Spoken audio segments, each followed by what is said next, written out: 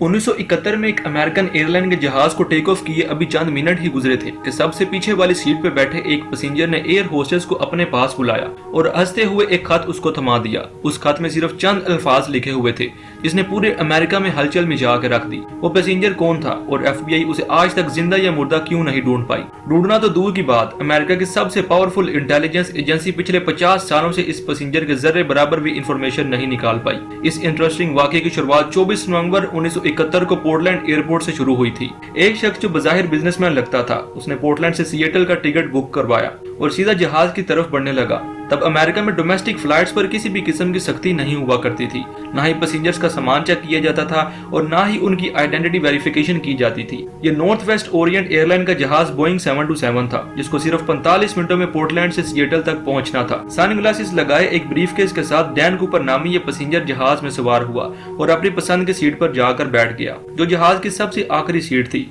उसने अपने लिए एक ड्रिंक ऑर्डर की और साथ ही सिगरेट भी चला लिया। यहाँ तक सब कुछ नॉर्मल चल रहा था क्योंकि जहाज में स्मोकिंग करना 70s में अलाउड था। ठीक 2:58 पर फ्लाइट टेक ऑफ हो गई। टेक ऑफ होते ही डैन कूपर पीछे मुड़ा और पास बैठी एयर होस्टेस को हंसते हुए एक इन्वेलप थमा दिया। एयर होस्टेस जिसका नाम फ्लोरेंस शॉफनर था, उसने जब खत पढ़ा तो उसके पैरों तले की जमीन ही निकल गई। Miss, I have a bomb here and I would like you to sit by me. मेरे पास बॉम्ब है और मैं चाहता हूँ कि आप मेरे बराबर में आकर बैठ जाएं। फ्लोरेंस शॉफनर जब डैन कूपर के बराबर में आकर बैठी तो उसने अपना ब्रीफ केस खोला जिसमें डायनामाइट की 8 स्टिक्स और एक डेटोनेटर भी मौजूद था। इन शॉर्ट जहाज हाईजैक हो चुका था और डैन कूपर की टोटल 3 डिमांड्स थी। उसको 5 बजे से पहले $2 लाख कैश, 2 पैराशूट के पेयर्स और सिएटल एयरपोर्ट पे एक रीफ्यूलिंग ट्रक रेडी चाहिए था। अपनी डिमांड्स के आखिर में उसने फ्लोरेंस शॉफनर को इनडायरेक्टली ये बोला कि अगर उसने गलती की तो मैं बॉम्ब फाड़ दूंगा। डैन कूपर के अलावा इस जहाज में 35 पैसेंजर्स भी थे जिनको पीछे जहाज में होने वाले इस वाकये का बिल्कुल भी इल्म नहीं था। फ्लोरेंस शॉफनर डैन कूपर की डिमांड्स लेकर कॉकपिट में गई और कैप्टन को सारा माजरा सुना दिया।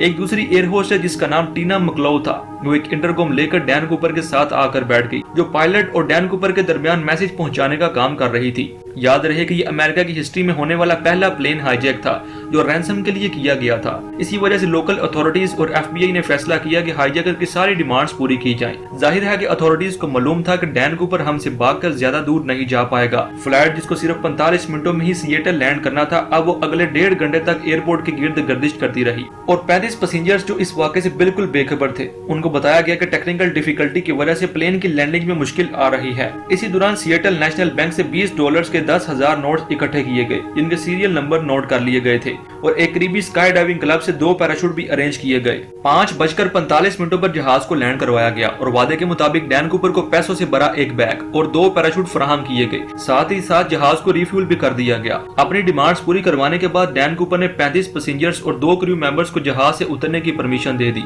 जबकि पायलट्स और 2 फ्लाइट क्रू को जहाज में ही रहने का कहा। इस वक्त रात हो चुकी थी और जहाज एक बार फिर से टेक ऑफ कर गया। डैन कूपर ने अपने साथ बैठे टीना मकलो के जरिए पायलट को कुछ खास इंस्ट्रक्शंस भेजी।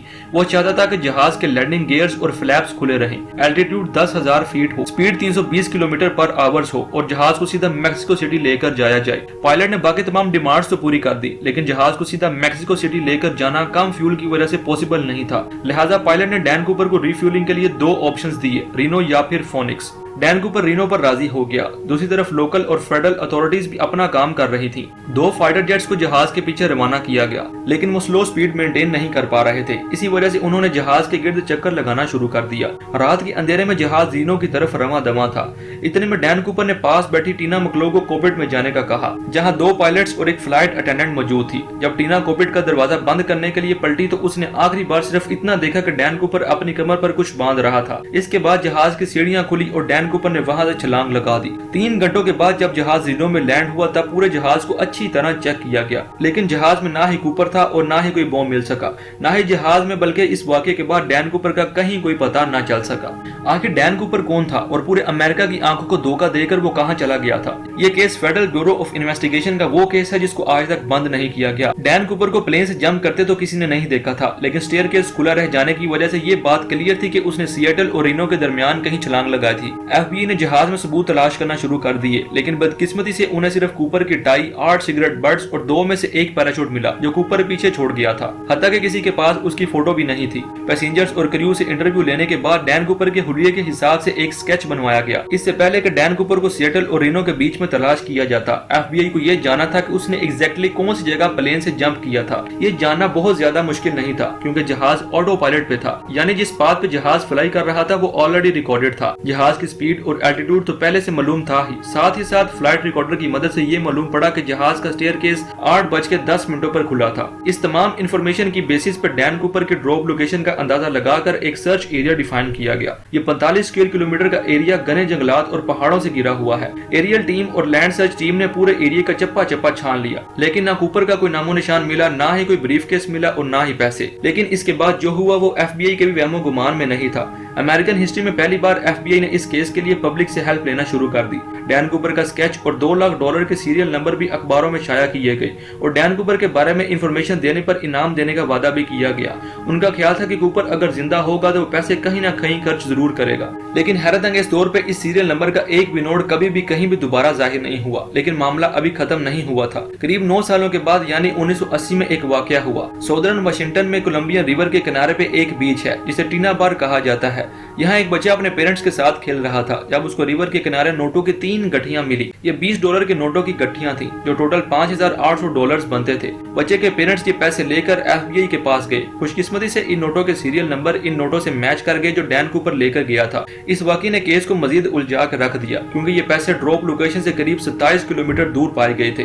FBI के लिए मामला सुलझने की बजाय मजीद उलझता ही जा रहा था। न सिर्फ इतना बल्कि टीना बार बीच जहाँ से ये पैसे बरामद हुए थे यहाँ 1974 में कुछ खुदाई का काम किया गया था। हाईजैकिंग के 3 सालों के बाद टीना बार बीच के किनारे एक्स्ट्रा रेत डाली गई थी और मिलने वाले पैसे इस रेत के अंदर पाए गए थे। इस नई इन्फॉर्मेशन से ये जाहिर होता है कि डैन कूपर या उसके किसी दोस्त ने जानबूझकर केस को उलझाने के लिए 3 सालों के बाद टीना बार बीच पे आकर पैसे दफनाए थे। इसको लेकर FBI ने कूपर जैसे दिखने वाले लोगों से इन्वेस्टिगेशन की लेकिन कोई सुराग ना मिल सका। कई थ्योरीज ये भी कहती हैं कि कूपर शायद कोई ट्रेंड मिलिट्री कमांडो था क्योंकि जो पैराशूट वो अपने साथ लेके गया था वो एक मिलिट्री पैराशूट था। 1980 में $5,800 कैश मिलने के अलावा बकाया 9,710 नोट दोबारा कभी नहीं मिल पाए। एविडेंस के तौर पे FBI के पास डैन कूपर के स्केच के अलावा सिर्फ ये टिकट है जिसपे उसने खुद अपना नाम लिखा था। इस केस ने FBI को पिछले 50 सालों से सवालों में उलझा कर रखा है। आज भी FBI की वेबसाइट पे इस केस की तमाम डिटेल्स मौजूद हैं और इस केस की फाइल आज भी खुली हुई है। उम्मीद है कि हमारी ये वीडियो आपको पसंद आई होगी। अगर वीडियो पसंद आई तो वीडियो को लाइक और चैनल को सब्सक्राइब करके हमें सपोर्ट करें। Thank you for watching.